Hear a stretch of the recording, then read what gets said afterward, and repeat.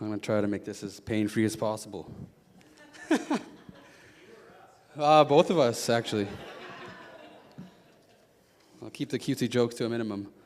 Well, I'm starting with one, so.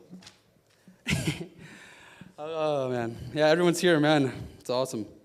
I've seen some new faces. You bring a bouncy castle, I guess, people come. Then now we know the secret.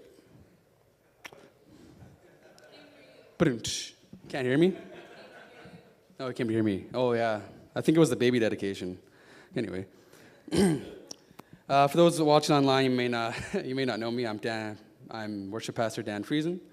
I've been leading worship here at Daily Life Church for almost 10 years and was ordained as worship pastor back in 2012.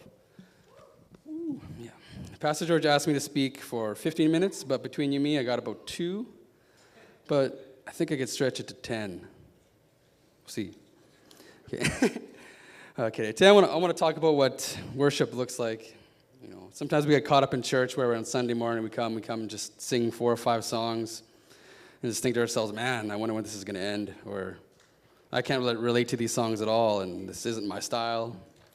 But I want to get back to what the point of worship actually is for us, besides the singing and the music, because it's a whole lot more than that.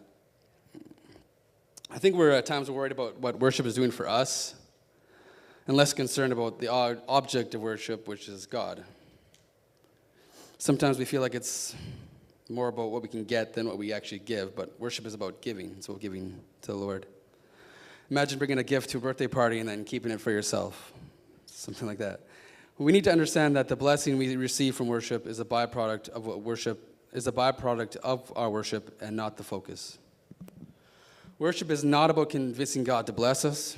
It's not about whether or not the guitar is too loud or the string just suddenly snaps on you.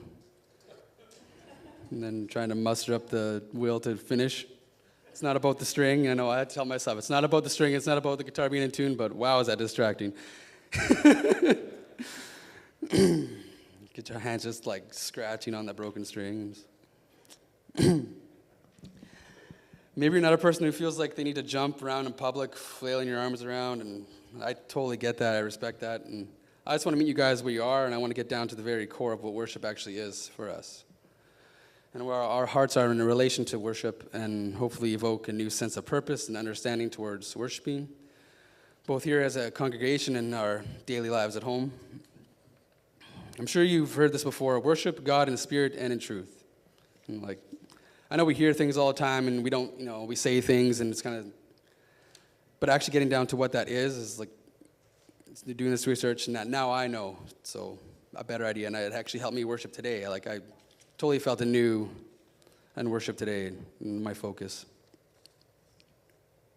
So John 4:23-24 records Jesus saying, "But the hour is coming and is now here when true worshipers will worship the Father in spirit and truth, for the Father is seeking such people to worship him. God is spirit, and those who worship him must worship in spirit and in truth." So what does that mean?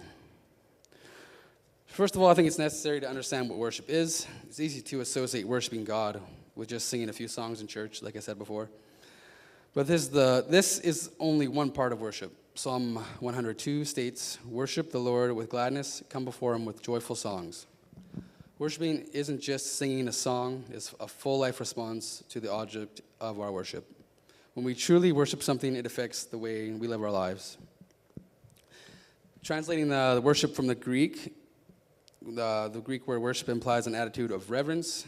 It also includes physical gestures like jumping for joy, kneeling, celebrating God, plucking or twanging a string instrument, and the string breaks. Psalm 95:6 says, "O come, let us worship and bow down. Let us kneel before the Lord our Maker." We worship something when we act as if we value it. By nature, we as humans are worshipers. Sometimes our worship is focused on what is actually worthy of our worship and reverence, like God. Sometimes it's completely misdirected, for example, like work, bank accounts, celebrities, Hollywood actors, favorite TV shows. Worship is a life response to the worthiness of its object. When we worship God, we do so in response. Psalm 52:9 says, "For what you have done, I will always praise you. in the presence of your faithful people, and I will hope in your name, for your name is good. Our attitudes and actions should be a reflection of the belief that the character and the conduct of God is worthy of our praise. At times, our worship is expressed through singing, teaching, tithing. It's also expressed in our daily lives through prayer, Bible reading, showing kindness, gratitude, keeping our thoughts pure.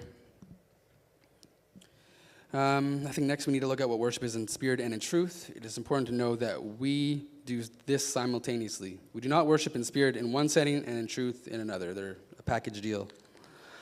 Our spirit is the core of who we are. It is the center of our purpose and desire. We also know that God is a spiritual being, so worship in spirit then is to do something that is beyond the physical. We can't worship by simply bending our knees and bowing our hearts, our heads. Psalms 51:17 says, "The sacrifices of God are a broken spirit, a broken and contrite heart. O God, you will not despise." Sorry. And so our worship becomes aligned with the worship going. Our worship becomes aligned with the worship going on in heaven. So to worship in truth means that we worship based on truth. Romans 10:2 says, "For I bear them witness that they have zeal for God and not according to knowledge." That includes truth, who God is and what he does.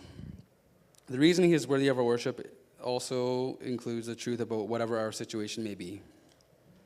We can worship God when we're experiencing heartache, we can worship God when we experience heartache, when we don't forget about our pain.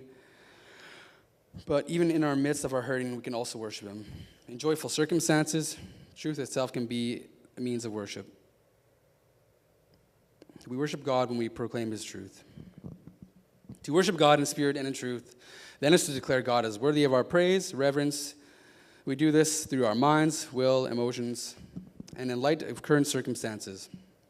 We worship God based on truth, who he is and what he does, who we are and what is going on in the world. With our hearts turned toward him and submission to him, we worship God when our attitudes, actions, and words declare he is worthy of our praise. Worthy is the Lamb who was slain to receive the power and wealth, wisdom, might, and honor, and glory, blessings. Revelation 5:12. And I think this is my final point. True worship isn't limited to songs we sing collectively in church, although that's important too. True worship is to acknowledge God and all his power and glory in everything we say and do. Obedience to him and his word is the highest form of praise. To do this, we must truly know God. To worship is to glorify and exalt and magnify God, thus showing loyalty and admiration to him.